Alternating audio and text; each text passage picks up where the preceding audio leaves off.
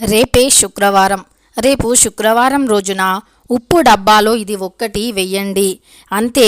ఇక లక్ష్మీదేవి మీ ఇంట్లో ఆనంద తాండవం చేస్తూ సిరుల వర్షాన్ని తప్పకుండా కురిపిస్తుంది. శుక్రవారం రోజు ఉప్పు డబ్బాలో ఇది వేస్తే ఖచ్చితంగా మీ యొక్క దరిద్రం తొలగిపోయి ధనవంతులుగా మారుతారు. ఒక మాటలో చెప్పాలి అంటే ధనవంతుల యొక్క రహస్యం అని చెప్పుకోవచ్చు.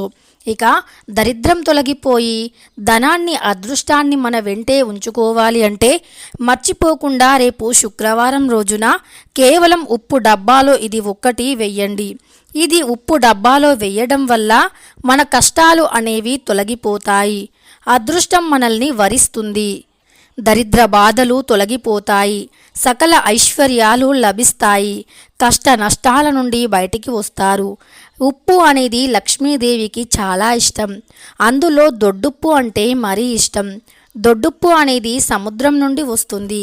లక్ష్మీదేవి అనుగ్రహం కూడా లభించడానికి సముద్రం నుండి వచ్చిన ఈ ఉప్పుతో ఉప్పు డబ్బాలో ఇది వెయ్యండి. మరి లక్ష్మీదేవికి ఉప్పుకి ఉన్న సంబంధం ఏమిటి అంటే అమ్మవారు సముద్రం నుండి ఉద్భవించారు. క్షీరసాగర మదనం జరిగిన తరువాత ఆలాహలం అమృతం కొన్ని కల్పవృక్షాలతో అమ్మవారు సముద్రం నుండి ఉద్భవించారు. అందువల్ల సముద్రంలో దొరికే ప్రతి వస్తువు అమ్మవారికి చాలా ఇష్టం.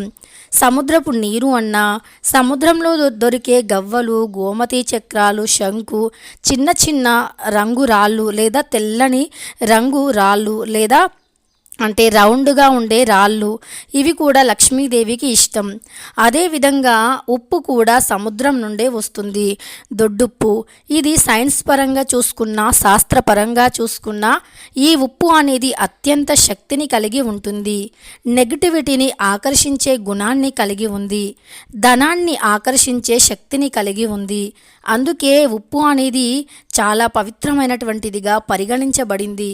ముఖ్యంగా దొడ్డుప్పు అంటే చాలా పాజిటివ్నెస్ని కలిగించేది. మన చుట్టూ ఎంత నెగిటివిటీ ఉన్నా ఇట్టే లాగేసుకునే శక్తిని కలిగి ఉంటుంది. ఈ నెగిటివిటీ అనేది మనకు డబ్బు సంపాదించడానికి అడ్డుకుంటుంది.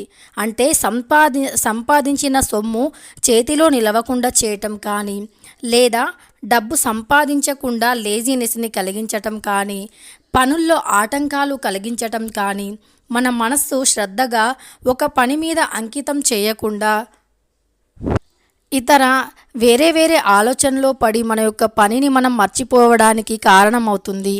ఈ నెగిటివిటీని ఎప్పుడైతే మనం తొలగించుకుంటామో అప్పుడే లక్ష్మీదేవి కటాక్షం కలుగుతుంది. ఇక దొడ్డుప్పుని ఒక్కసారి మీరు కొత్తగా ఉండే దొడ్డుప్పు అంటే ఇప్పుడు మనం ఒక దొడ్డుప్పు ప్యాకెట్ని తెచ్చి దానిని ఓపెన్ చేసి పెట్టి దానిని పరిహారాలకు వాడితే అస్సలు ఎలాంటి ప్రయోజనం ఉండదు. అలానే ఈ దొడ్డుప్పుని ఏదైనా పింగాణి పాత్రలో, గాజు పాత్రలో మాత్రమే పొయ్యాలి. ప్లాస్టిక్ డబ్బాలో కొంటే కూడా. అలానే ఈ దొడ్డుప్పుని మరి పింగాణి పాత్రలో లేదా గాజు పాత్రలో పోసాక ఆ యొక్క పాత్ర యొక్క మూతను తెరిచి ఉంచకూడదు. అలా ఉంచిన పరిహారానికి ఫలితం రాదు. ఇలా మనం కొత్తగా ఒక ఉప్పు ప్యాకెట్ని తెచ్చి దానిని ఓపెన్ చేసి పెట్టకూడదు. అప్పుడే మనం ఎప్పుడైతే పరిహారం చేస్తున్నామో అప్పుడే ఓపెన్ చేసి తర్వాత పరిహారానికి ఉపయోగించాలి. అలాంటప్పుడు ఖచ్చితంగా మంచి ఫలితం వస్తుంది పరిహారానికి. మీరు ఒకసారి దొడ్డుప్పుని ఇంట్లోకి తెచ్చి దానిని కట్ చేసి ఒక మట్టి పాత్రలో కానీ, గాజు పాత్రలో కానీ పోసి మీ చేతితో తాకండి. మీకు అప్పుడు వెంటనే అర్థమవుతుంది. అంటే ఆ యొక్క పాజిటివ్ వైబ్రేషన్స్ అనేవి చాలా ఈజీగా అర్థమవుతాయి. అంత పాజిటివ్నెస్ని తక్షణం ఇస్తాయి. ఒక్క క్షణంలో మనం ఇలా ఉప్పుని టచ్ చేయగానే ఆ పాజిటివ్ వైబ్రేషన్ అనేది అద్భుతంగా మనకి కనిపిస్తుంది. ఈ విధంగా మీరు చేస్తే ఖచ్చితంగా క్రమక్రమంగా ఆర్థిక సమస్యలు, అప్పుల సమస్యలు తొలగిపోయి లక్ష్మీదేవి కటాక్షంతో డబ్బు అనేది 4 వైపుల నుండి వస్తుంది. డబ్బు సంపాదించే మార్గాలు ఎన్నో తెరుచుకుంటాయి. కాబట్టి రేపు శుక్రవారం రోజున ఉప్పు డబ్బాలో ఈ వస్తువులను వెయ్యండి. ఇక ఈ ఉప్పుని ఎప్పుడూ కూడా మన ఇంట్లో ఉండేలాగా చూసుకోవాలి. అంటే ఎప్పుడు దొడ్డుప్పుని ఉంచుకోవాలి. దొడ్డుప్పు అనేది ఎప్పుడు కొనాలి అంటే శుక్రవారం రోజుల్లో దొడ్డుప్పుని కొనాలి. అమావాస్య, పౌర్ణమి రోజుల్లో దొడ్డుప్పుని కొని ఇంటికి తెచ్చుకోవాలి.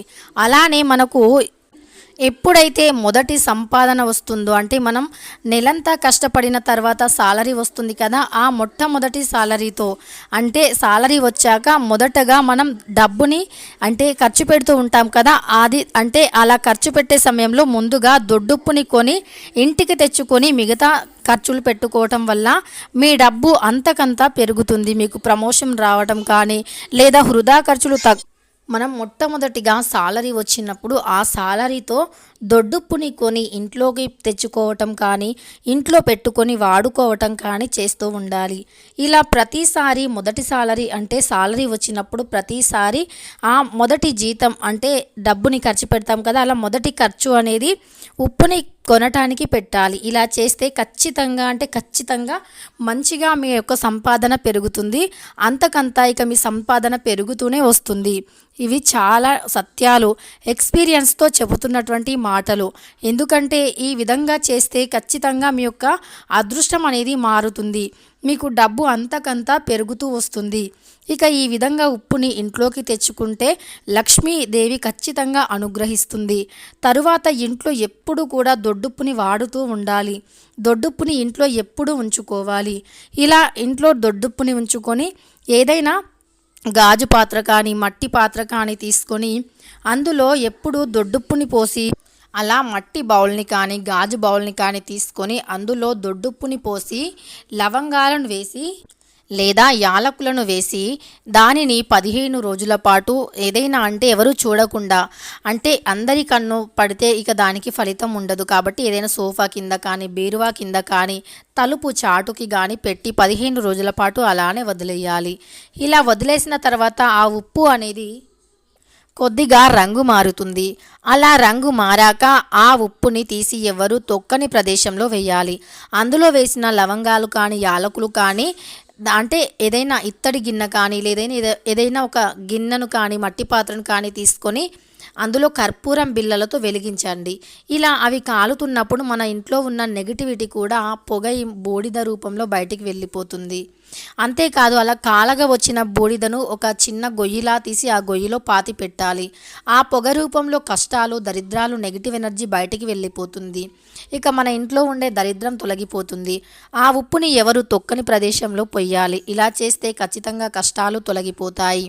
ఇక ఈ ఉప్పు డబ్బాలో మరి ఏది వేస్తే అదృష్టం బాగా కలిసి వస్తుంది, ధనవంతుల రహస్యం ఏది అనేది ఇప్పుడు తెలుసుకుందాం. ముందుగా ఉప్పుని పోసే ముందు పింగాణి పాత్ర లేదా గాజు పాత్రలో ఉప్పుని పోయండి. ఉప్పుని పోసాక ఆ డబ్బా మాత్రం చాలా పరిశుభ్రంగా ఉంచండి. తరువాత అందులో నిండుగా ఉప్పుని పోయండి. పోసేసి అందులో ఎప్పుడూ కూడా ఈ దొడ్డుప్పుని అయిపోకుండా చూసుకోండి. అయిపోకముందే కొత్తగా ఒక ప్యాకెట్ని తెచ్చి పెట్టుకోండి. ఇలా చేసేసి తరువాత మీరు ఒక క్లాత్ తీసుకోండి. అంటే ఎర్రని వస్త్రం కానీ పచ్చని వస్త్రం కానీ తెల్లని వస్త్రం కానీ తీసుకోండి. ఈ 3 రంగుల్లో ఏ ఒక్క రంగు వస్త్రమైనా పర్వాలేదు. తీసుకున్నాక అందులో 9 వక్కలను వేయండి. వక్కలు అంటే మనం తాంబూలాల్లో ఇస్తూ ఉంటారు కదా, శుభప్రదానికి వాడుతూ ఉంటారు, మంగళకరమైనటువంటివి. లక్ష్మీ వ్రతాలు పూజలు చేసినప్పుడు కూడా ఈ వక్కలను వాడుతూ ఉంటారు.